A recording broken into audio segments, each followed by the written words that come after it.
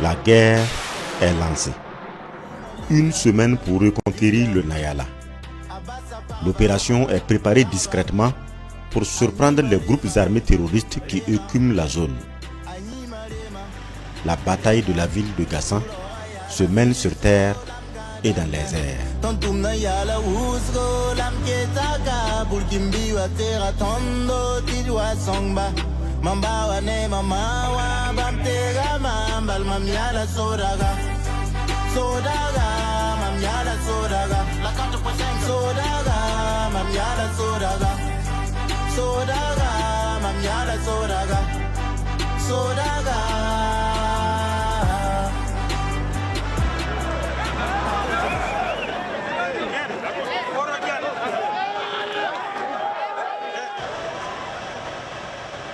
Son nom de baptême, Kapidugou en moré, la ruche en français. C'est une opération conjointe Burkina-Mali. D'un côté, le Burkina dans sa partie ouest, la boucle du Mouhoun, et de l'autre, le Mali à l'est, dans la région frontalière de Ségou. L'objectif est de prendre en sandwich les groupes armés terroristes qui écument les deux frontières. Il s'agit là de la deuxième phase de l'opération Kapidugou. Elle concerne la zone de Gassan, Tougan, Touma, Léry dans la vallée du Sourou. Côté Burkina, les forces engagées. Le 5e BIR, le bataillon d'intervention rapide. Le 23e RIC de Dédougou, le régiment d'infanterie commando. Un bataillon mixte de marche composé de soldats et de volontaires pour la défense de la patrie. Une compagnie de marche et le vecteur aérien en attente. En tout, plus de 800 combattants sont mobilisés.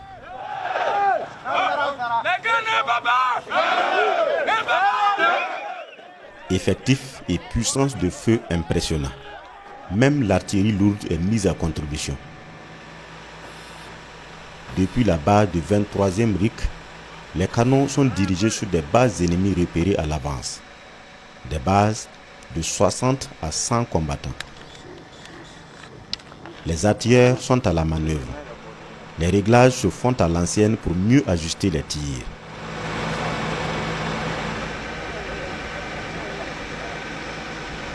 Vous êtes prêts? Les coordonnées géographiques, la vitesse du vent et sa direction sont des facteurs déterminants pour des tirs à distance. Il faut désorganiser l'ennemi avant d'engager les fantassins au sol en première ligne. Quelques minutes de réglage, les lance-roquettes multiples sont en état de cracher le feu.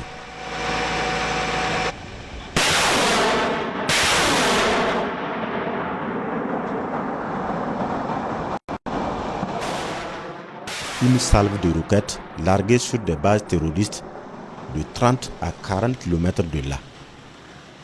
La colonne entame sa progression. Direction Gassan, ville désertée depuis janvier.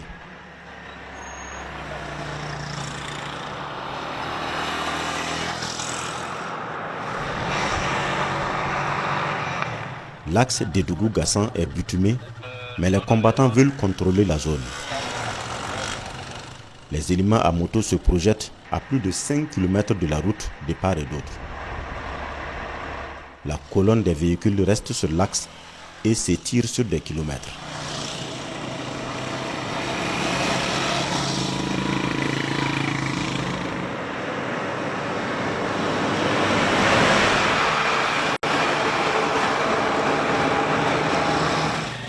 Le capitaine est le patron des opérations.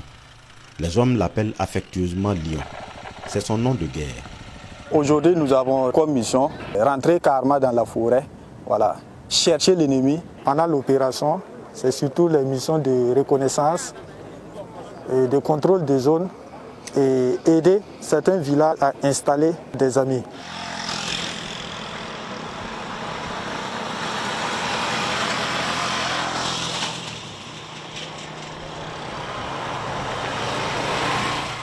À une trentaine de kilomètres de progression, Douroula, la première commune après Dédougou. Une ville fantôme. Les habitants sont déguerpis par les terroristes. aucune présence humaine. Dans le ratissage, 3 combattants terroristes sont appréhendés à 6 km de la route. Revenez en arrière un peu. La zone est hostile. Le capitaine nous retient sur l'axe. Vous ne verrez donc pas les images, mais les coups de feu sont audibles. On rentre un peu en profondeur à quelques kilomètres aux abords de l'axe en vue de rechercher l'ennemi sur certaines bases ennemies. On n'a pas reçu de contact de Dédougou jusqu'à ici. La colonne reprend sa progression. Après 2 heures de route, Gassan, ville martyre. Gassan est déserte depuis janvier 2003. Ici, il n'y a que des animaux pour animer la ville. Les habitats et les biens sont abandonnés à cause de la cruauté des terroristes. Les commerces sont pillés les uns après les autres. Aucune boutique n'a encore de porte. Elles sont toutes défoncées et vidées de l'essentiel.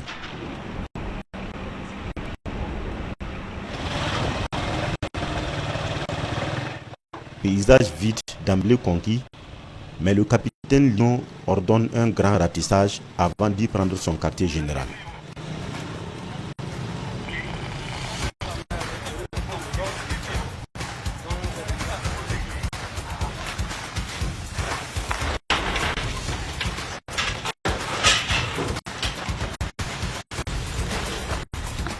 Les zones sensibles sont checkées comme ici à la station.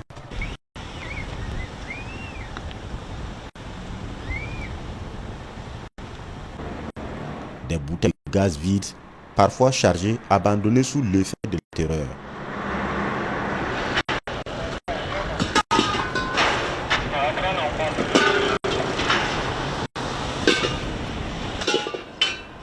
Des bouteilles à sécuriser car elles peuvent servir dans la fabrication des bombes artisanales, l'arme privilégiée des terroristes aux abois.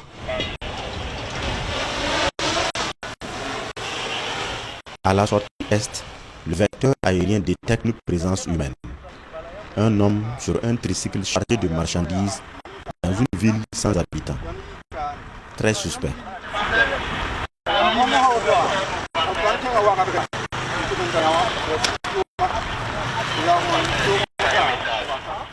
Il est appréhendé. Effet de panique ou comportement suspect, l'individu donne plusieurs versions en 10 minutes d'audition. Il est remis à la police pour des enquêtes plus approfondies.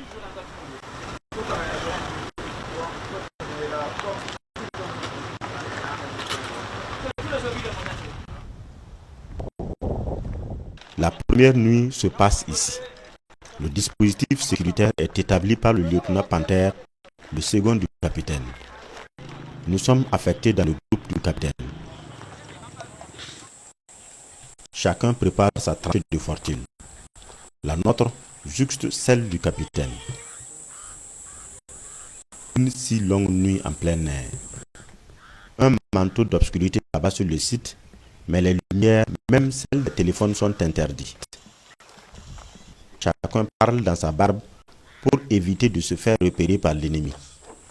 Toute consigne suivie, la nuit a été calme.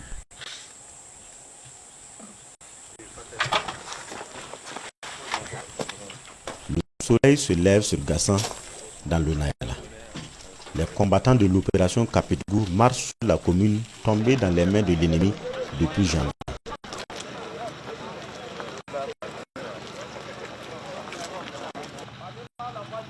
Deuxième jour à Gassan. La ville est reconquise, mais il faut aller au-delà de ses frontières. L'objectif du capitaine Lyon, c'est de ratisser à plus de 10 km de la ville. Les consignes sont données ce matin au rassemblement. La solution, c'est la patrouille à pied. Chaque unité prend la direction de la zone à elle affectée.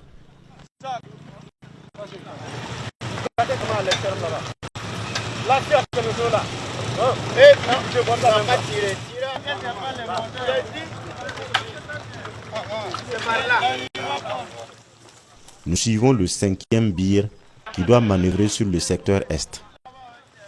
10 km à pied en aller-retour à travers la brousse. La mission au niveau de Gassan, c'est sécuriser la ville de Gassan. Et la sécurisation consiste à faire des patrouilles tout autour de la ville de Gassan. À savoir aller au-delà d'une dizaine de kilomètres pour s'assurer que la ville est safe. Nous sommes couverts par les éléments à moto en arrière-plan. Nous devons marcher sur les pas d'un soldat affectueusement appelé Boïka.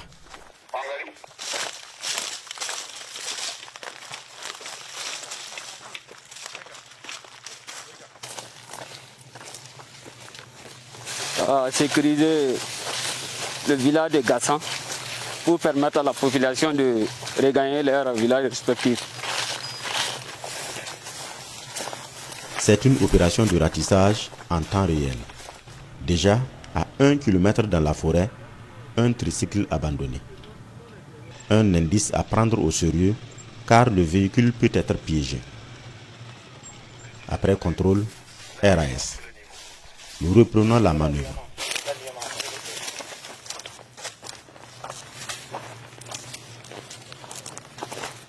L'arme au poing, les combattants déferlent sur la brousse en faisant attention à tout. Les traces au sol, sur les arbres, généralement dans le coin un peu touffu. À tout Zulu, trace de véhicule, Paul Kopi. À tout Zulu, trace de véhicule, bravo. Un peu plus haut, des traces de motos et de vélos aperçus. Pourtant, la ville et ses environs sont inhabités depuis janvier dernier.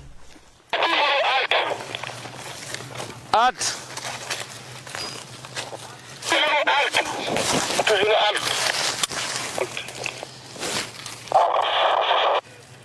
C'est quel flanc? Flanc golf ou flanc delta? Flanc golf. Trace de moto toute fraîche. On a eu le renseignement sur certaines bases ennemies. On fait des reconnaissances pour pouvoir les neutraliser. Communiquez là-bas.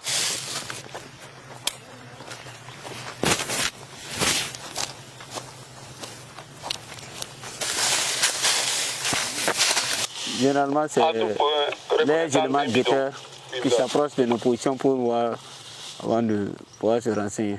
Mais comment faire? Vous êtes en train de les rechercher comme ça? On est en train de les rechercher, en mesure de les neutraliser et tous. Deuxième indice de présence d'ennemis. Il n'est pas loin. Il faut alors redoubler de vigilance. Dans les feuillages, un soldat signale une silhouette juste à notre hauteur. Les gars, ouvrez un peu. L'arbre est où? Communication. Hein? Il s'agit d'un individu à moto qui s'approche délicatement de la base. Il constate le danger et prend la fuite. Et par ailleurs, on a besoin d'un élément motard. C'est un individu. Il est en train de partir. Bilan montage. Et il est vers quel côté?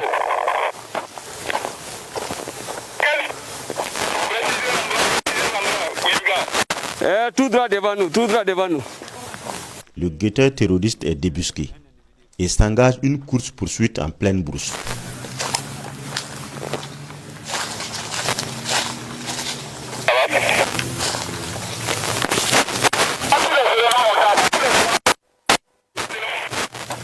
On dit devant.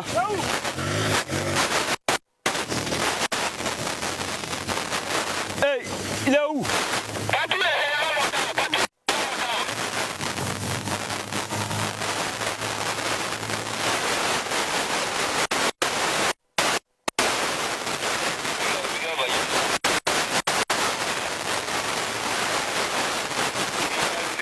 Il est vino.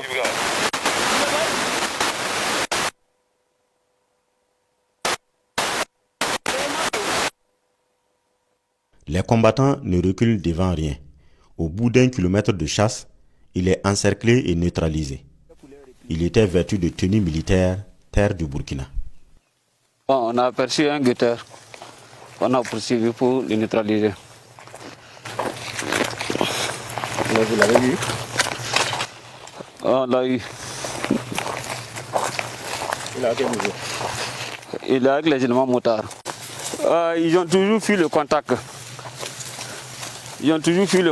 C'est des éléments, ils aiment s'embusquer juste pour pouvoir faire des tirs d'harcèlement ou bien pour les y aider. Sinon, attaque frontale, ils ont toujours eu peur. Dans l'effectif du 5e BIR, il y a aussi des volontaires pour la défense de la patrie qui sont à leur toute première opération pour certains. C'est le cas de Tenderbert, un nom de guerre. Je suis un VDP national. C'est ma première sortie sur le terrain. Je dirais que j'étais enthousiasmé, très engagé à descendre sur le terrain pour la reconquête de notre territoire. Et j'ai vu ça avec joie. Parce qu'aujourd'hui, nous sommes fiers d'être à Gassan pour enfin de reconquérir la grande commune de Gassan et réinstaller la population de Gassan.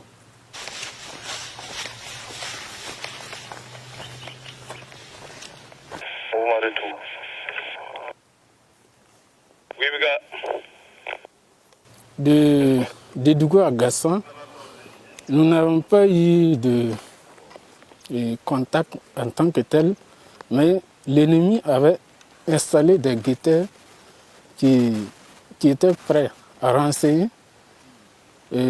sur le nombre et le dispositif que nous avons en place afin de venir nous attaquer ou nous tendre une embuscade. Donc, ces guetteurs ont été neutralisés. 5 km bouclés, il nous faut autant de kilomètres pour rejoindre la base. C'est ainsi les manœuvres qui doivent gagner 5 km de plus par jour. Oui, on a vu des présences humaines dans la zone. Et c'est des gâtes, parce que tous les villageois sont partis. On a vu des traces des véhicules, de motos et de vélos. Généralement, les traces de vélos, c'est des éléments guetteurs qui s'approchent de la base. Tout silencieux pour pouvoir bien déceler nos positions.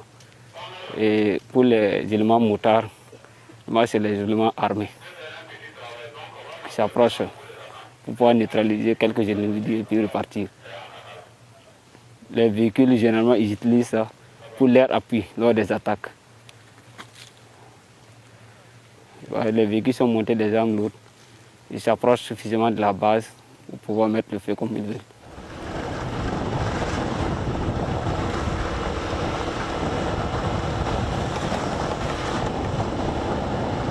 Après quelques jours de contrôle de zone, le capitaine Lion se fixe un autre défi. Affronter le redoutable axe Gassan-Lanfiera-Léry, sanctuaire terroriste depuis près de 2 ans.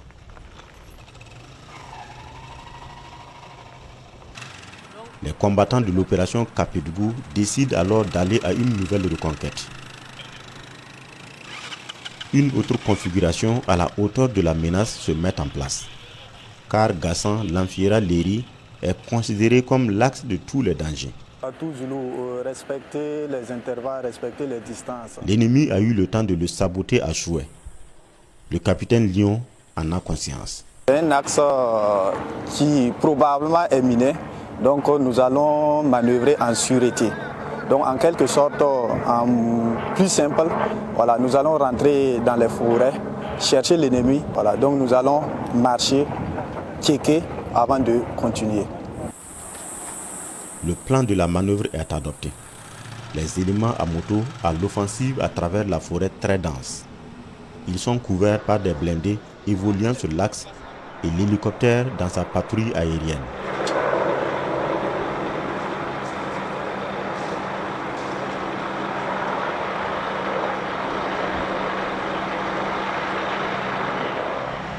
Les 5 premiers kilomètres de grâce. Pas d'incident de route.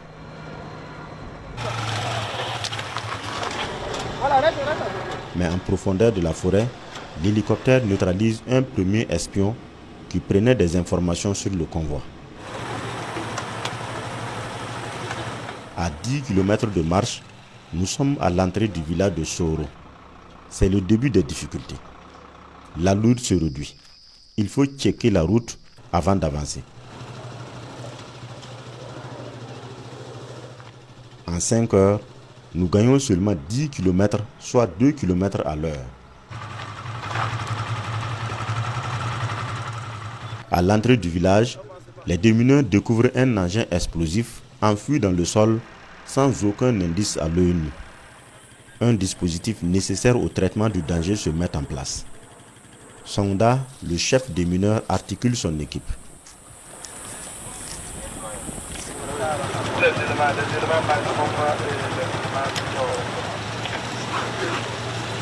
L'équipement se déploie avec délicatesse. C'est la mission la plus périlleuse. Une détonation incontrôlée serait fatale pour les démineurs projetés dans l'épicentre du danger. Mais jusque-là, tout se passe bien.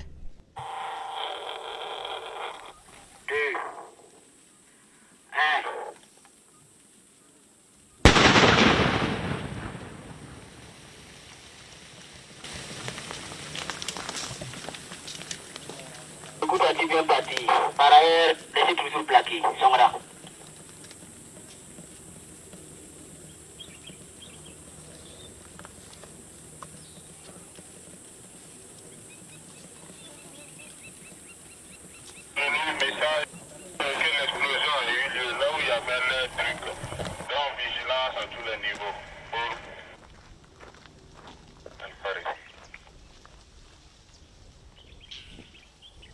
Vigilance à tous les niveaux. On va marcher et checker.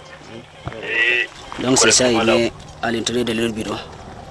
Alphar ici. Avec quelques trucs pour pouvoir faire leurs bêtises. Donc c'est ça qui sort, qui frappe les gens. Oui, c'est le débris ça comme ça. Les équipes à moto procèdent à la perquisition du village. Les populations sont déguerpies, les lieux sont occupés par quelques hommes et une seule femme. Tous sont suspects, mais la consigne du capitaine est claire. N'avoir affaire qu'à l'ennemi armé et engagé. Parmi ces populations visiblement étrangères, 4 sont interceptés en train de ranger des armes. Ils sont neutralisés et la cache d'armes détruite. Nous reprenons la progression. Ici, chaque pas est une épreuve aussi bien pour les hommes que pour les engins. Songda et son équipe caressent la chaussée pour nous permettre d'avancer. Le soleil est à son zénith. Les moucherons chantent dans les oreilles et les mines sont lésions. Une deuxième mine est détectée à la sortie du village. Le désamorçage se fait encore sans difficulté.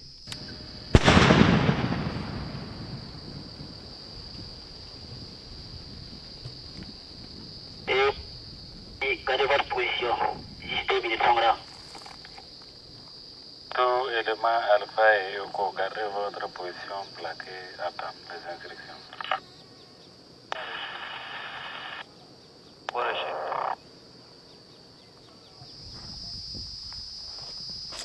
Ça c'est un bidon de 5 litres. Petit bidon là qui a fait tout ça là comme ça. Ouais.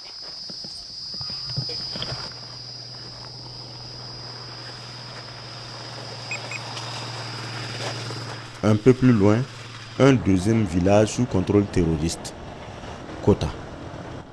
Ici, 9 terroristes sont neutralisés.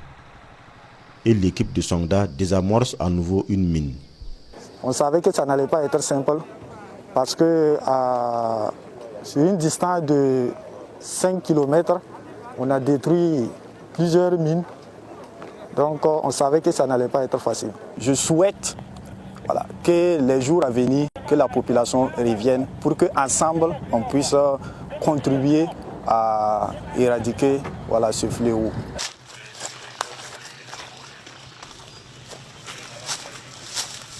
Pour les combattants, chacun a un surnom de guerre qui réveille sa rage de vaincre. Nous nous souvenons encore de Lion,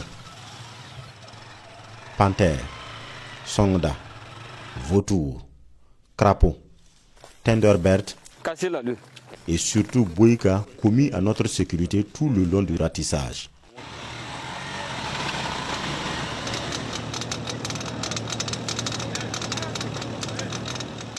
Mission accomplie pour le capitaine Lion à cette étape du Nayala et du Sourou. L'opération Kapedougou, phase 2, a permis de neutraliser 18 terroristes, d'ouvrir des axes et de réinstaller des unités armées.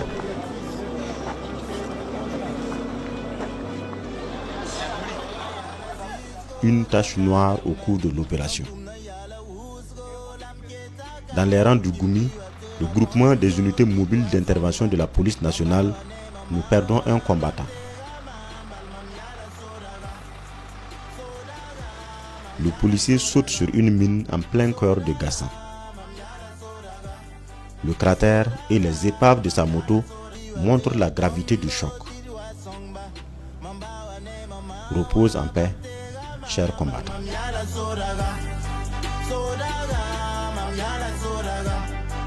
Sodaga,